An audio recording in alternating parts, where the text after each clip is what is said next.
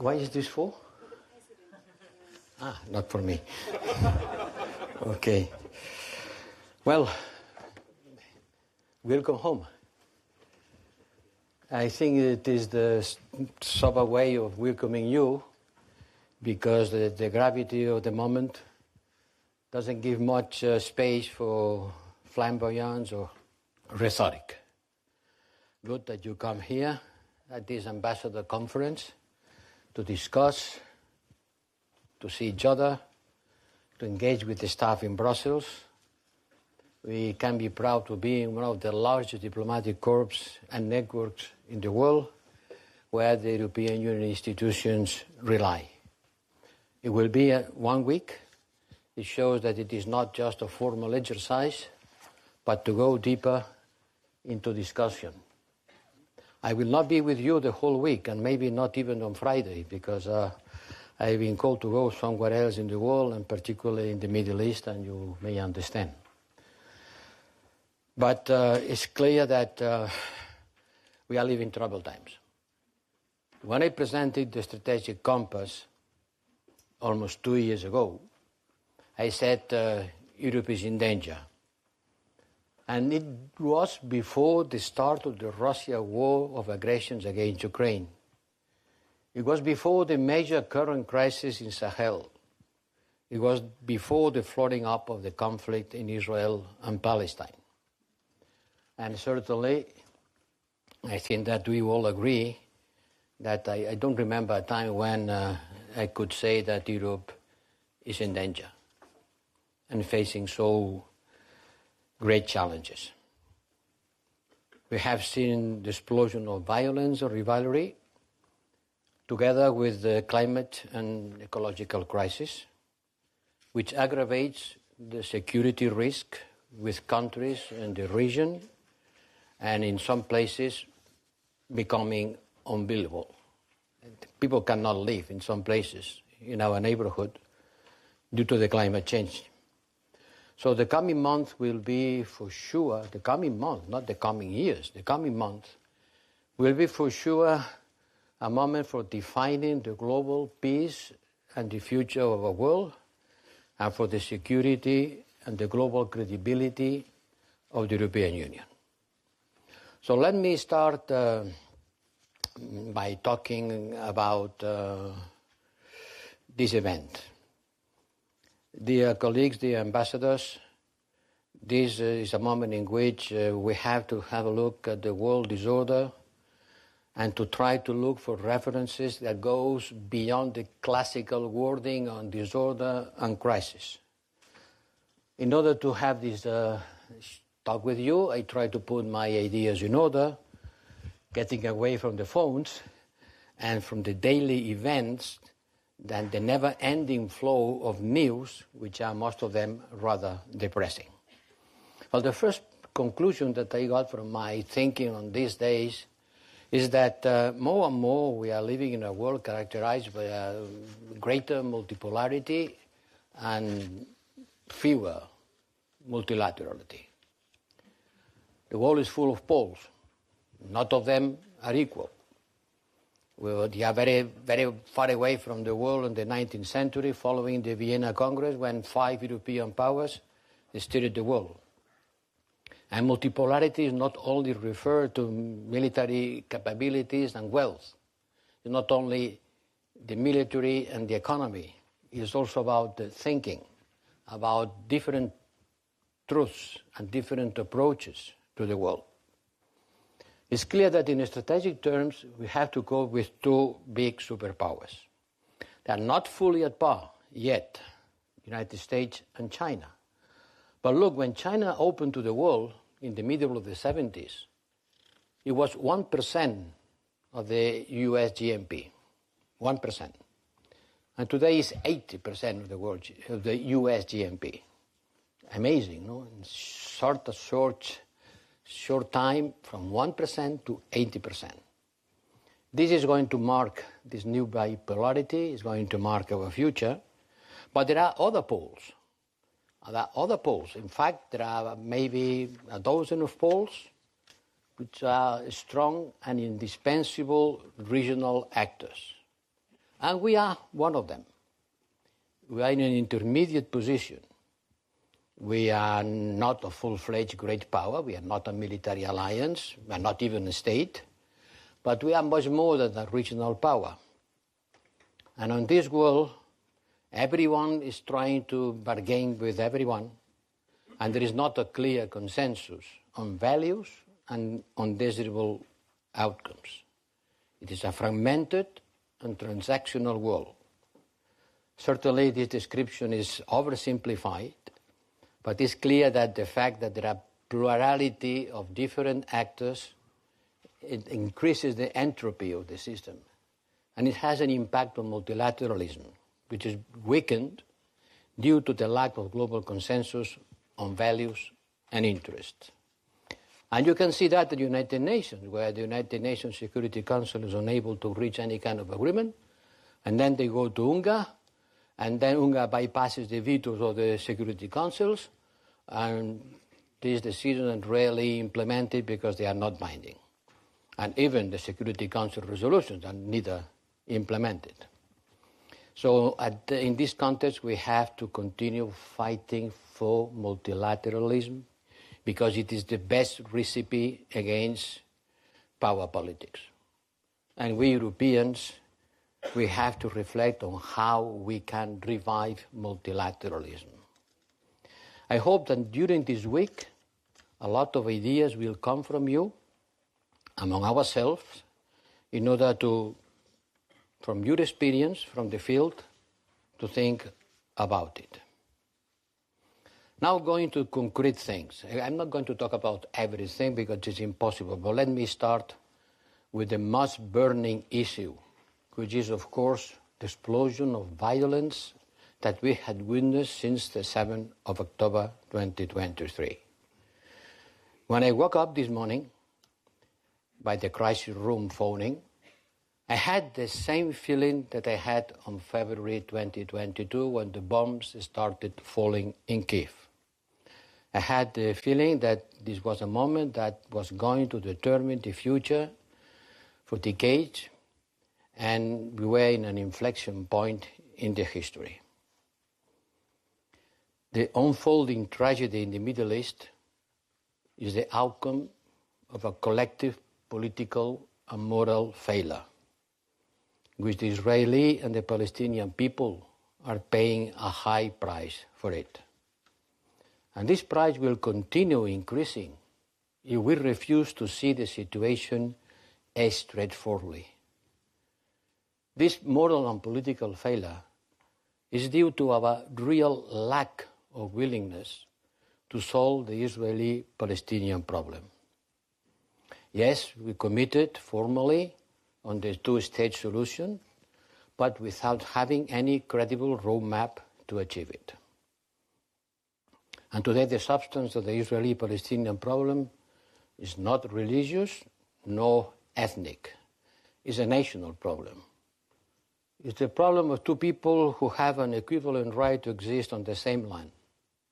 So they need to share this land. And please have a look at the Obama paper, the Obama thoughts on Israel and Gaza. It's very inspiring. Yes, two people on the same land, they have to share it. And the problem is that today we don't have any kind of agreement on the terms of this sharing. Oh yes, we had. Remember Oslo 30 years ago? Yes, we had. But we have not implemented it at all. That's the problem. And in the meantime, the violence has increased. The figures are appalling, really, not just on the last terrific attack of Hamas against the Israelis and the answer from Israel. It's not just about it. Since 2008 to 2023, before the 7th of last month, the number of wounded and casualties, it was really too much. What has happened? Why Oslo agreements have not been implemented? Because the forces of denial in both camps have continued growing under the hubris of some and the desperation of others.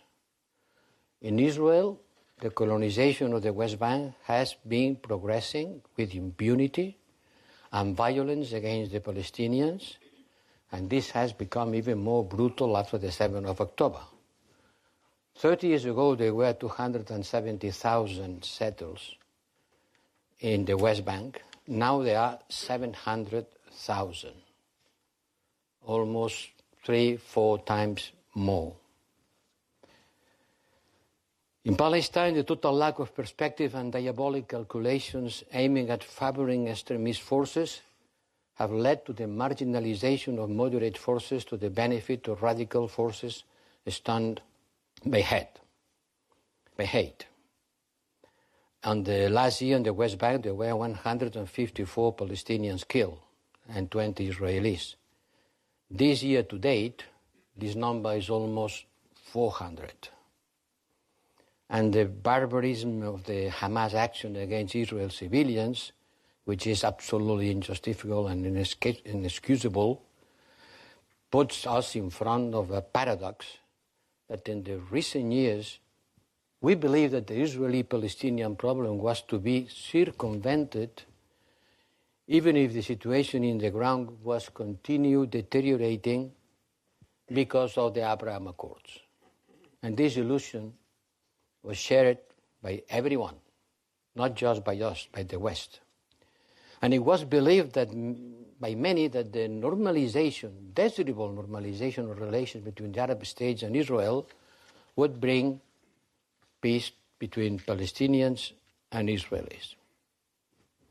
It hasn't happened. It hasn't happened. Even someone like Jack Sullivan said before the 7th of October that the region had never been so calm for decades. Never been so calm for decades. So how can we explain such a blindness? How can we interpret these contradictions? For me, the crux of the matter is that the Israeli-Palestinian conflict is no longer an Israeli-Arab conflict. What is now is becoming a religious or civilization fight. And listening yesterday, President Erdogan threatening the West, saying, look, do you want again the fight between the Crescent and the Crusades, les croisants et les croisés? These are strong words. And we have to do everything we can in order to avoid this confrontation. On the Israeli side, extremist forces on the West Bank determined to put an end to the Palestinian problem through submission or exile, and in the West Bank, Hamas is not present. On the Palestinian hand, the rise of Islamist extremism, who want to destroy Israel and threaten the West, who, on their views, we protect Israel, and certainly we do. But as Obama said, the way Israel prosecutes the right to defense matters. And there is not a successful military operation without a political strategy behind. And the military strategy of Israel has also to abide by international law, including the law that seeks to avoid, to every extent possible, the death and suffering of civilian populations. Ignoring the human cost could ultimately backfire. I am mentioning Obama, but I can also mention a citation from Condoleezza Rice, who explains very clearly many years ago, in 2011, that we see always the same scenario. Hamas provoke, Israel responds military, and the international community wrings its hands. And Condoleezza was saying 12 years ago, this time is not different.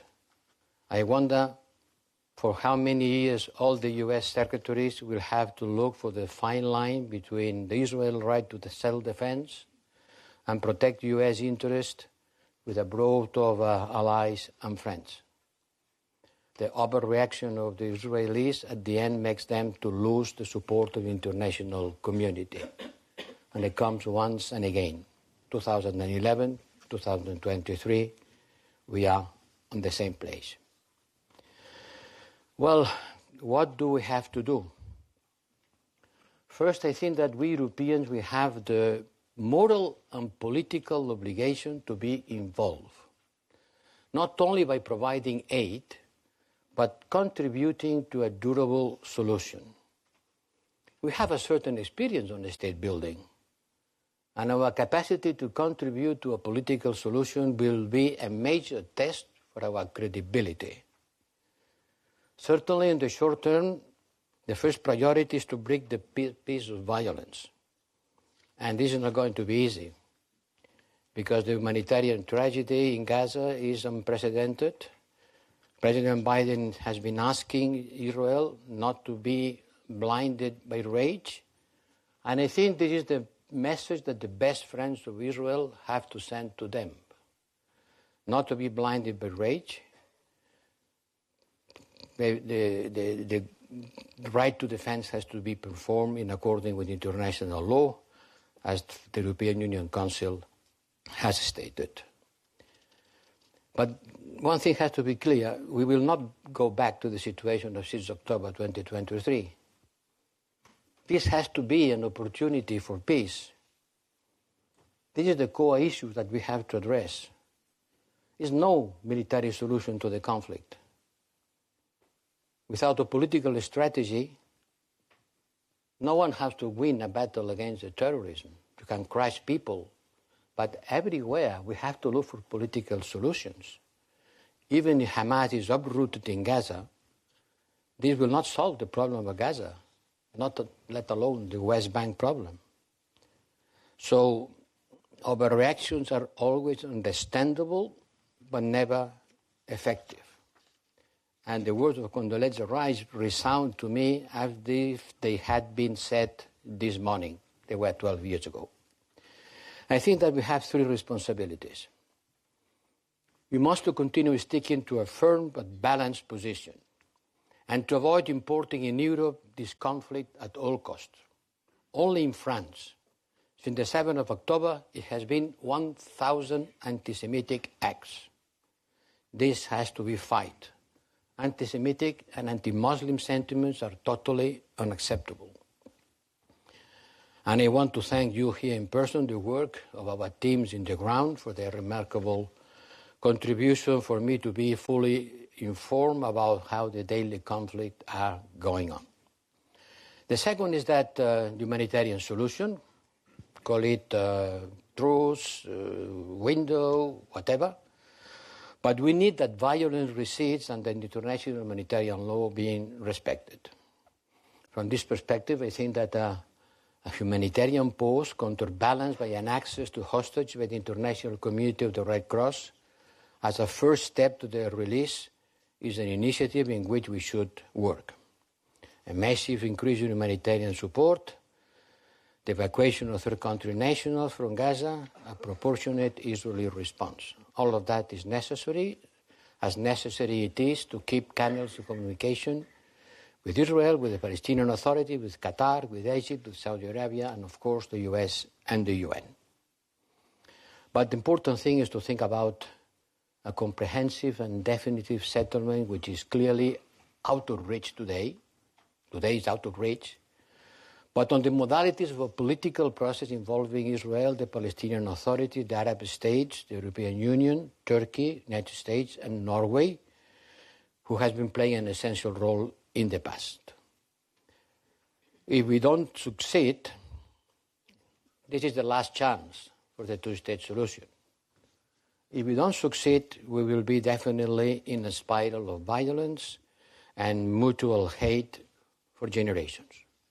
So let's engage on that as much as we can. It will be the most important geopolitical challenge for us. But not the only one. Don't forget about Ukraine. More than ever, Ukraine is a struggle to fight against the Russian invasion. Ukraine loses, we lose. We need to keep our unanimity and our unity in supporting Ukraine. We are the first provider of support to Ukraine. We are, more than the US. You know the figures. The prospect of membership, the development of substantial economic and financial assistance program, military aid through the European Peace Facility, bilateral channels, the provision of security guarantees are essential components of our work. And this must make the Ukrainian military offensive, which is facing hurdles, to contain the Russian invasion and to recover its territory. You know, the Russian losses are very important, but Russia can repower. It's ready to sacrifice even more men and equipment without any concern about what is the human cost of that. Before Putin, Stalin believed that quantity is itself a source of quality, as human life had no meaning and not value. What is unbearable for the Ukrainians in terms of human cost is maybe bearable for the Russians in the short term. So the only solution is to continue engaging, supporting Ukraine and remaining united on that, because our core values are at stake. Beyond Ukraine, we should not miss the challenge of the enlargement. Ukraine has come a new candidate and is pushing the queue of the former candidates who were waiting for years. And the whole queue will move. And I think that we have to recover the time that we have lasting in an endless process of membership. Both wars are different, completely different. There are causes and consequences. But let's be frank, the crisis in the Middle East is already having a lasting impact in our policy in Ukraine. During my recent visit to Washington for the summit, together with the two presidents, Commission and the Council, I had the opportunity to express my concerns directly to President Biden and my colleague Blinken that our international support for Ukraine may erode in the light of what is being seen as the practice of double standards. This is an acute problem that all of you have to contribute to fight. All our delegation has a huge responsibility to build a counter-narrative adapted to our local interlocutors. A large number of countries in the Global South see in Ukraine it's not a global issue. It's a regional problem which affects Europe and the US, the Western world. It's a West problem. Solve it, and quickly, because we cannot bear the consequences of this war. And they will take advantage of the crisis in the Middle East to underscore what they see as a contradiction in our positioning, or even a contradiction among Europeans, as expressed during the last United Nations resolution vote.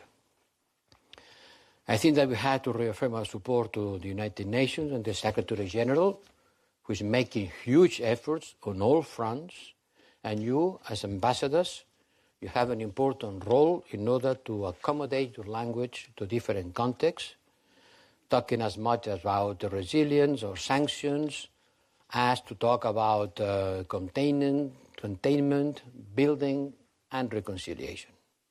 This is part of your skills. This is part of what I am expecting for you. But never make the mistake of framing global issues in terms of the West against the rest. We have to reject this mental frame. It would be devastating on our perception in Asia, Latin America, and in Africa. We are not the outpost of the Western world. We are the keepers of global and shared values based on United Nations Charter. And this is the alpha and omega of my message. We are the keepers of global and shared values based on United Nations Charter. Everywhere, every time. This is our message. It's not the West against the rest. It's the values of the United Nations Charter as the best ground of the multilateralism. Please convey this message loudly. Knowing that every country in the South has its own circumstances and values, and they consider that they have no reasons to place the Ukrainian challenge above their own priorities, which are related to climate change, digital transition, indebtedness, and they want a better representation within multilateral institutions.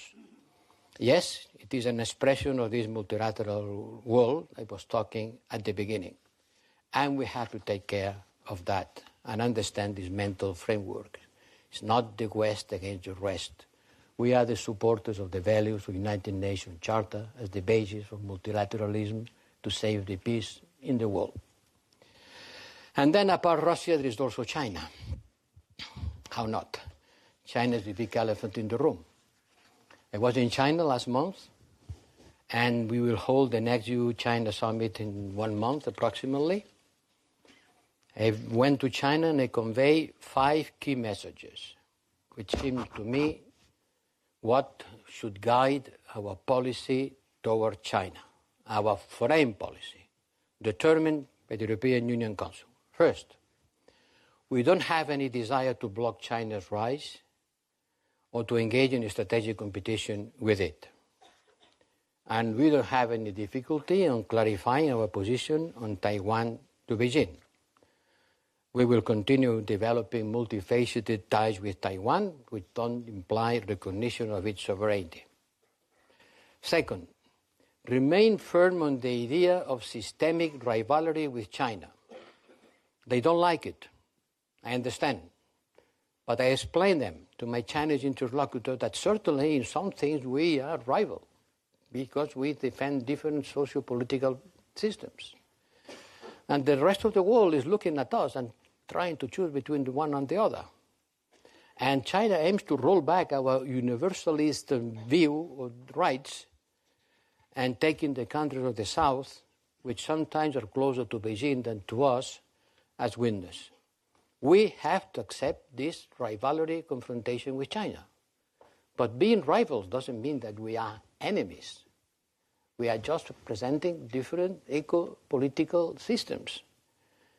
So this will go to other arenas. They will go also to the digital technology and artificial intelligence that will frame the way the society works. Don't try to escape. Yes, there is a rivalry, an intrinsic rivalry, because we have different socio-political systems. We are not enemies. We have nothing against the rise of China. It has a role to play in the world. We need China. But the third point is that we make China to understand that it will be difficult for China to maintain its access to the European market at a time when European companies are finding it increasingly difficult to work in China. We have a gigantic trade deficit, 400 billion a year, and growing very quickly. 60% growth in the last 2 years. This is not due to a simple difference in competitiveness.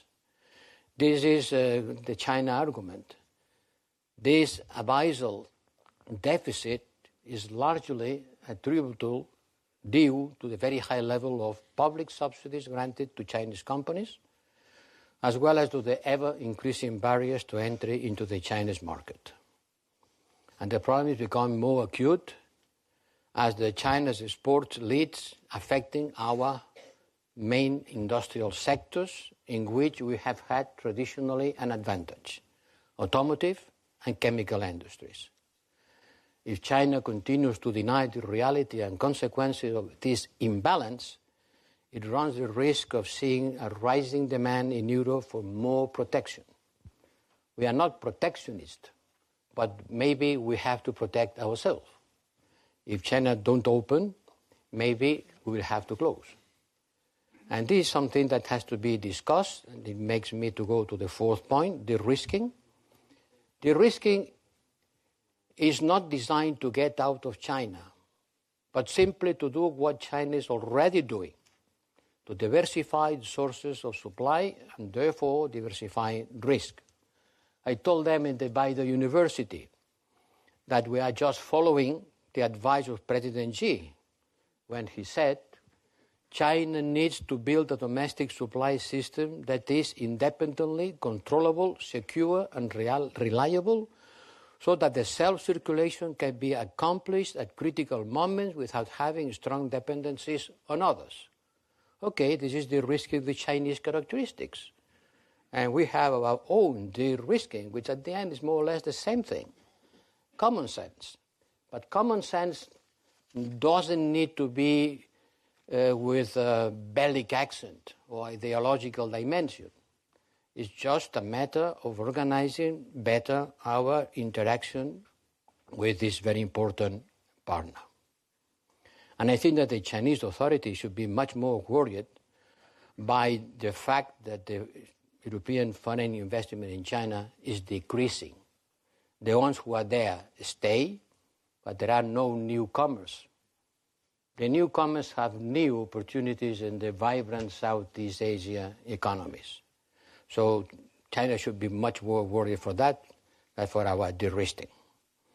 I want to stress the fact that economic security is an important part of our foreign policy. But it has not to be presented as an anti-China plot. By the contrary, we need China. We have to increase the level of cooperation with China.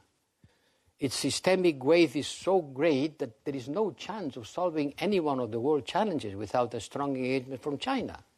China is burning more coal than the rest of the world together. So how can you pretend to solve the climate change issue without a strong engagement from China? It's important to continue cooperating and continue putting clearly what do we expect from China. And I personally told to the Chinese friends, I expect you to do more in Ukraine. We don't expect China to take our position, but yes, to engage more with Ukrainians, particularly on humanitarian aid, and convince Russia to get out from Ukraine. Well, I should talk about Armenia, Azerbaijan, Libya, Ethiopia, Sudan, Yemen, Iran, GCPOA, Myanmar, Afghanistan, Serbia, Kosovo. Don't worry, I will not do. First, because it is impossible. And secondly, because I want to put my attention in two transversal issues which are very important, I think. Transversal. One, security. Remember, I am the High Representative for Foreign and Security Policy. And security policy. And we need to strengthen our security policy. This has to be understood in the broader sense, not just military.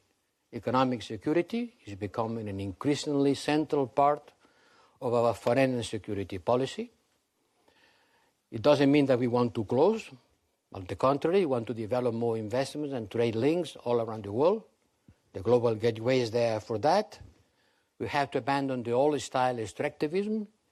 Where is the lithium? Where is the lithium? People in Latin America look at us as the one who comes once again looking for minerals. No, it's not a matter of where are your minerals. It's how can we build with you partnerships in order to use your natural resources, you add value, and you benefit from our demand. We have to have a look at the Inflation Reduction Act consequences. It's not a minor thing.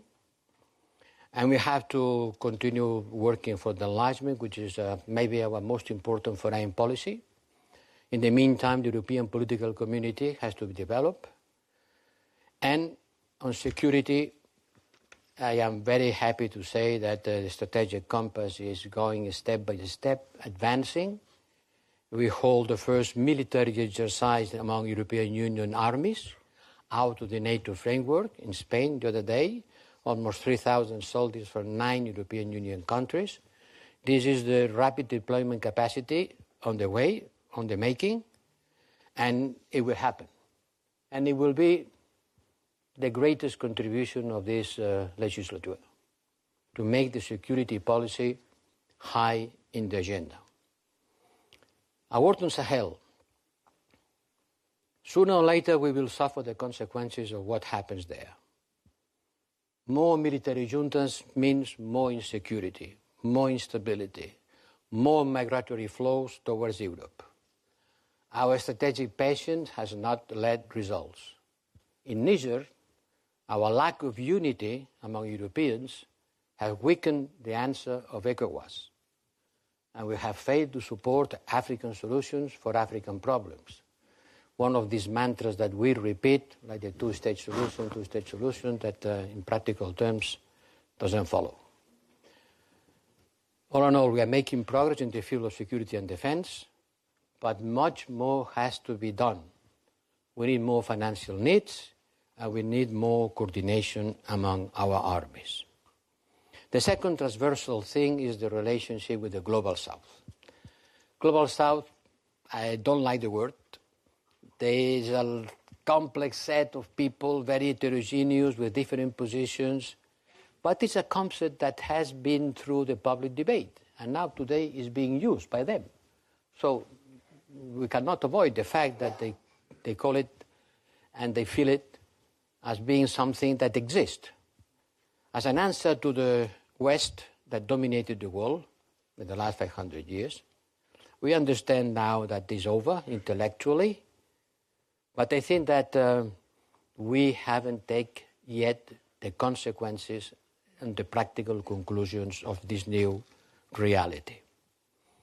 Yes, the majority of the countries has condemned the Russian aggressions against Ukraine, but it has been doing a lip service.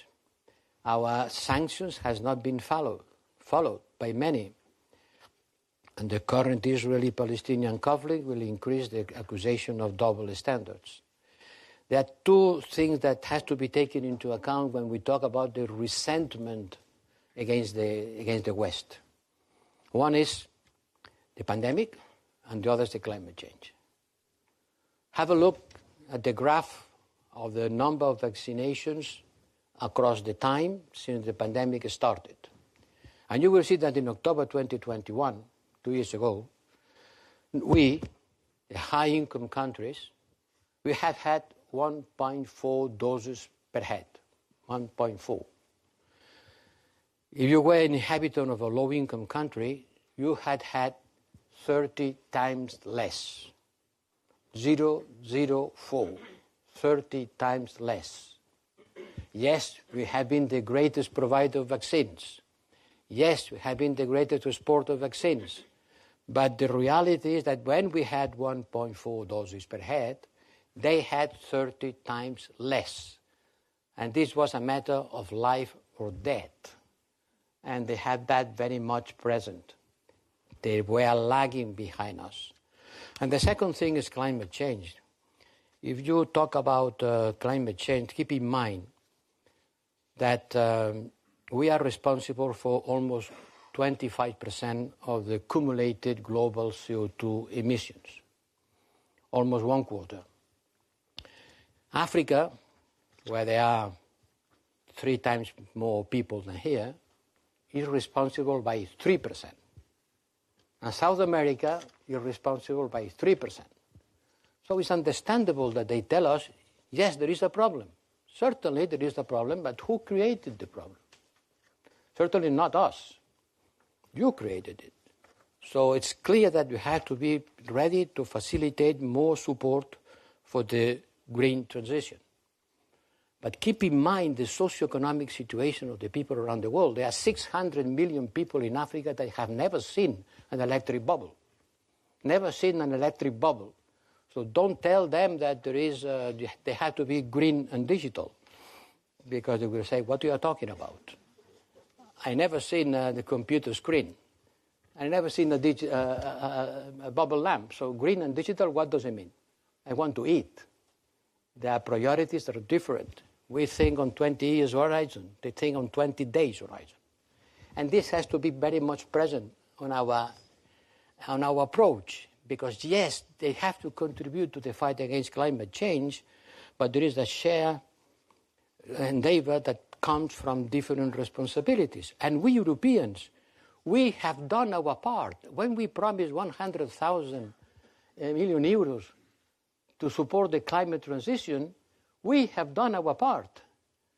Sell it, explain it, because it seems that we haven't done. Much has to be done, more has to be done, but don't forget what we have already done in order to help the South on their green transition. Our partnership with South Africa marks the good way. African Union being member of the G20 marks the way. They have to be more engaged with international structures, financial institutions. We have to let them room. Because when we created this world order, many of them didn't exist. They were colonies.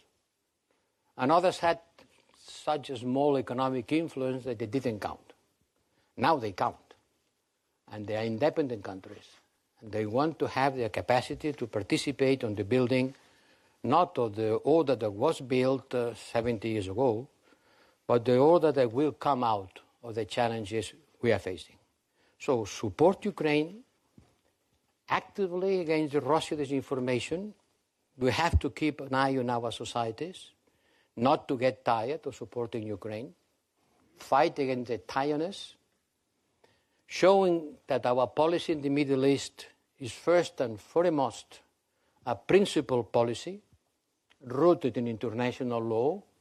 Never forget to mention that when you talk about the right of the Israel to defend, which certainly has, and has to use it, and make everything you can in order to strengthen our links with the global South.